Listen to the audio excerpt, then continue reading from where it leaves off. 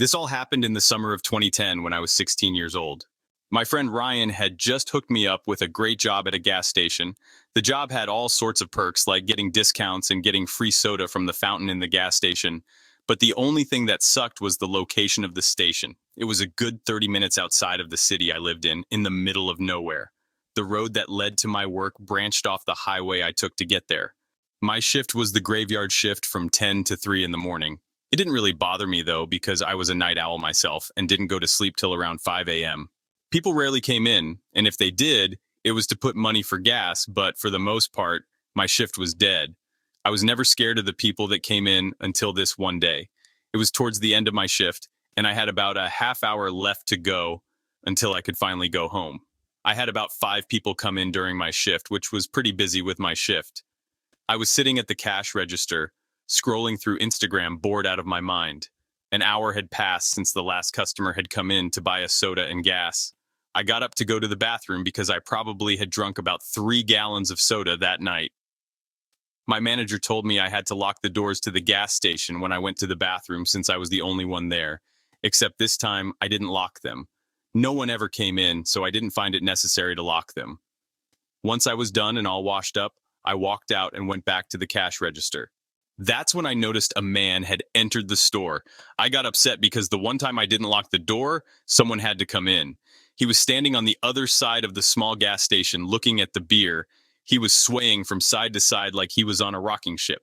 The man was very talkative and was wearing all black pants and a hoodie with his hood on. The clothes were covered in dirt as if he had just gotten done rolling around outside. The smell was the worst part. He smelled like piss and roadkill. It stuck up the whole store, so I ended up having to cover my nose with my shirt. I wasn't creeped out or anything, more curious than anything. The creepiness started to set in when he didn't move. He just stood there for 10 minutes looking at the beer, facing away from me. I thought he must have been drunk or something, but I doubt that drunk people could stand that long. After 10 minutes, I talked to him from the cash register, sir. He didn't say anything, just continued to sway, looking at the beer. Sir, are you going to buy something? I asked him, but he didn't say a word.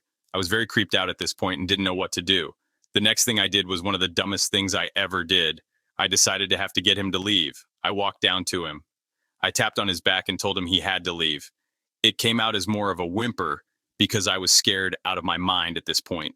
The second I told him this, he stopped swaying. He slowly turned around and looked down at me. The fear I felt was like I had never felt before. I couldn't breathe, move, or speak. Once I saw his face, I couldn't move. I just stood there staring at him. His face was covered in dirt, and he looked like he was 100 years old. Blood was spilling out of a big gash that started at the top left of his forehead and went diagonally across his face. It looked like he was struck in the face by an axe. His eyes were the worst part. They were milky white, as if he was blind, and he just stared at me. I don't know if he was blind or only partly, but I felt like he was looking into my soul. He pushed me with such force I didn't know he had. I tripped and fell back onto the ground, and that's when he pulled out a 10-inch long Bowie knife from behind him. The tip was covered in blood. That's what made me almost pass out from fear. He loomed over me like a lion standing over a hurt gazelle. That's when the shock finally wore off, and I began to think clearly. I pushed down with my hands and was able to push myself back onto my feet. I turned as fast as I could and ran to the bathroom, then slammed the door shut and locked it. The bathroom was a small, square white box with graffiti all around. The mirror was cracked, which was kind of ironic considering all the bad luck I was having. I reached for my phone in my pocket because I had forgotten I left it near the cash register. I saw the shadow that his feet were casting under the door, and that's when I heard the tap of this Bowie knife on the door. "Open up," the creeper said as he began to bang on the door harder and harder. At this point, I just wanted to sit in a corner and go to sleep so that I didn't have to deal with this anymore. But that's when I realized the window above the toilet. The window was one of those small rectangular ones. I got on the toilet and began to open the window. I pushed out the screen of the window and looked back. He had made a large dent in his side of the door that I could see on my side. I cursed at him, then squeezed through the window head first. I fell on my hands and felt a sharp pain sensation jolt up my hand.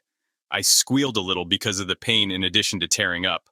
Against the pain, I got up and began to run down the street. I looked back. The man was running at top speed after me. My adrenaline kicked in and I ran down the street as fast as I could. After about 5 minutes of running, I had to stop to catch my breath. I glanced back and noticed the psycho wasn't following me anymore, and I continued to walk alongside the road. After walking for God knows how long, the sun began to rise. I was tempted to stick my hand out and hitchhike, but the last thing I wanted was to run into another creeper. I saw a police car at a rest stop and I ran to it. I told the police everything that had happened and went with them to get my phone from the gas station. We reported everything, but to this day, the man was never caught. I soon quit my job after that incident. My greatest fear now is for that man to show up at my new night job.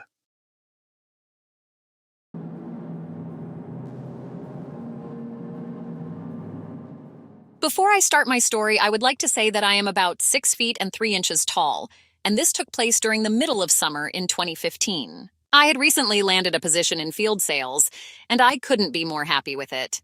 The money is great, and the company I worked for even gave me a company vehicle. The only downside to the job is that my sales territory is quite expansive and could at times end up with me driving across several states, and the people I work for sometimes expect me to drive to most of my customers.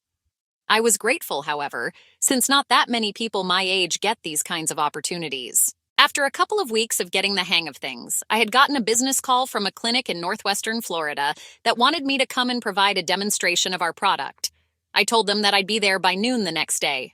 This drive would take me straight down the middle of Alabama on Interstate 65 and then bring me through Alabama State Route 113 down to Florida. I planned to get there by 11 p.m. or so the night before. Once I got past Montgomery, it was almost 9:30, so it was already dark. I have experience with driving long distances during the night, so the fact that it was night didn't really bother me. Once I saw the exit sign for Flomaton, I took the exit. I had just noticed that it was already 10 p.m., so I stopped at a gas station and bought myself an energy drink so that I would arrive at my destination on time. Once I had gotten back on the road, I realized that this drive was going to bring me through the middle of nowhere. After about 25 minutes of driving past farms, fields, small towns, and whatnot, I arrived at another town and stopped at a McDonald's to stretch my legs. Once I got back onto the road and headed south, I noticed a sign. The sign read, "Farm Machinery and Deer Crossing." Crap. Another long drive through the middle of nowhere. After about 10 minutes or so, I noticed that my car was running low on gas. After a couple of minutes, I was just praying that I wouldn't be stuck on a country highway in the middle of the night because it didn't look like there was going to be any gas station anytime soon. As I was driving down the country highway, I tried to use as little gas as possible. Just when my car was about to completely run out of gas, I saw a small gas station barely a quarter mile away. Once I pulled up, I noticed that this gas station was pretty run down and there were no cars there at all. When I started to think this place wasn't open, I found out that the fill-up tanks were open. Once the car was filled up, I was looking at my phone when I heard a sudden but barely noticeable sound on top of the gas station roof. I then looked up, being really quiet to try and hear the sound again. Nothing. Everything was silent. Thinking it was probably nothing, and I'm probably just tired from driving so long, I decided to just stop driving for the night and sleep in the car. I looked at my phone for a bit and then fell asleep. I was asleep for a good hour or so, but I woke up to the sound of the noise again in the same place. This time, I went outside my car to investigate. That was a big mistake. I went to the road so I could see the roof better, and when my eyes adjusted, I saw a huge, man-like figure crouching on the roof. "Hey, what are you doing up there?" I called out. The thing then suddenly stood up. It then locked eyes with me and let out this huge, ear-piercing screech, which I remember clearly to this day. The next thing I remember, it jumped down, and I was amazed by how tall this thing was. Based on how tall I am, this thing seemed to be over 8 feet tall. It then ran inhumanly fast into the woods. I know after seeing it that this was no skunk ape, but something far worse. I immediately ran as fast as I could back to the car and got out of there as soon as possible. My heart was beating so fast it could have popped out of my chest at any moment. God knows what that thing could have done to me if I had been still asleep. Once I got to the nearest town, I got a hotel room and tried to calm myself down. I stayed awake all night and then drove down to where I needed to be. A couple of months after my encounter, I remember watching this TV show about mysterious creatures in America. I remember seeing this part about a mysterious creature that matched the description of what I had seen that night. I do have the occasional nightmare of what I had seen that night.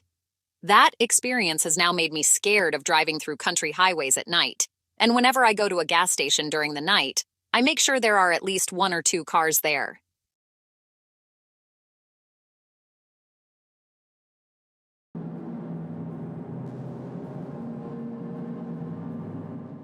My name is Sierra, and I used to work for McDonald's back in 2015 to 2017, and I have had plenty of run ins with angry customers to creepy older men hitting on me.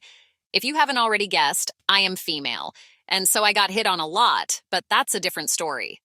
The one I will tell tonight is a cautionary tale of just what people are capable of under the effects of illegal substances. I used to work the night shift, and in fact, my shifts would always change. But during this particular time, I was on the early morning shift, the opening shift. I started work at about 3 a.m. and would get off work at roughly noon, if not 1. This particular day was no different. I woke up to the sound of my alarm blaring in my ears and begrudgingly started my day. I clocked in at about 3 a.m. for my shift at the McDonald's up the street from where I lived, and I began all the early morning prep, like making the coffee and sweet tea and cleaning and restocking from the night before. I was doing all my employee duties when I heard the gate go up in the lobby. We have a gate like the ones you see at malls when they are closed, and the gate keeps customers out of the lobby until we open up. I thought it odd that the gate had gone up because it should have been locked, and I figured the maintenance person, a really cool guy, had left the gate unlocked so that he could clean the bathrooms and get back into our lobby with ease. We worked in a gas station McDonald's, so the bathrooms were around the corner in the gas station, but McDonald's owned them and therefore cleaned them. Anyways, he had left the gate unlocked, and I noticed a man standing on the other side of the gate inside the lobby. He was tall, maybe almost 6 feet or so, and lanky. He had a mustache and a beard, and he looked a bit disheveled. But I figured it was because it was 4 in the morning. And this was the same explanation I gave myself for why he had completely ignored the fact that the gate was down in the first place and had let himself into the lobby. I asked the man to please leave the lobby since we were not open, and he could not be on the other side of the gate as this was a security concern. Any normal human would have apologized and left, but this man simply stayed put. He stared at me unblinking, and with this sort of dead look, so I called my boss with an uneasy voice. Hey, there is this man up here and he won't leave. I got no reply from my boss, so I reluctantly left to the back to go get her and tell her of the man. But when we got to the lobby, he was gone and the gate was up slightly like he had pushed it up to leave. I breathed a sigh of relief, but it was short-lived because my boss's girlfriend had come in telling us that the aforementioned man was trying to break into people's cars outside. We went outside to confront him, which was a stupid idea, but we couldn't let him damage our property, so we tried to stop him. The man came back into the store with us, but this time he stood by our soda dispenser and simply stared unblinking at nothing. This time I was close enough to see that he had some white powder-like substance in his mustache, and around his mouth it gave him a sort of rabid look. I backed up from him because I recognized that he was definitely high, and I wanted to be away from him because I knew he was dangerous and unpredictable. The man went back outside to try breaking into the gas station employee's car, and the gas station employee went out to stop him, and I followed suit because I couldn't leave the gas station employee without backup. Even if I was only 5'4" and 145 pounds, I was brave when I felt the need to protect others. I yelled for my manager to phone the police as I backed up the gas station employee, and we both managed to get the guy to leave the cars alone and go back inside.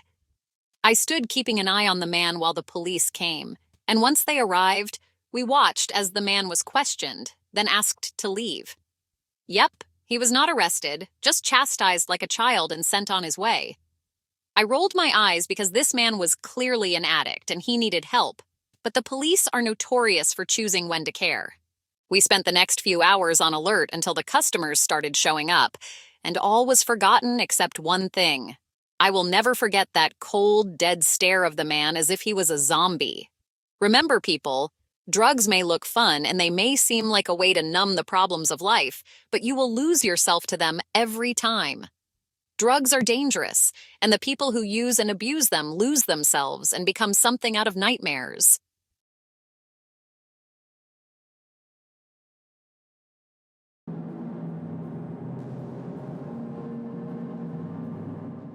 This happened to me very recently, and though I'm okay, it's still scary to think about. I had to get gas for my car as my dad had always drilled the rule of never let your car get below half a tank of gas into my head since before I was able to drive. The gas station in town was roped off due to the pumps not working.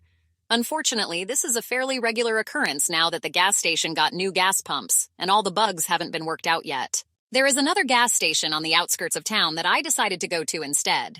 The gas station wasn't completely packed, but it was rather full. I was able to find a spot that was open, but I was behind a large truck.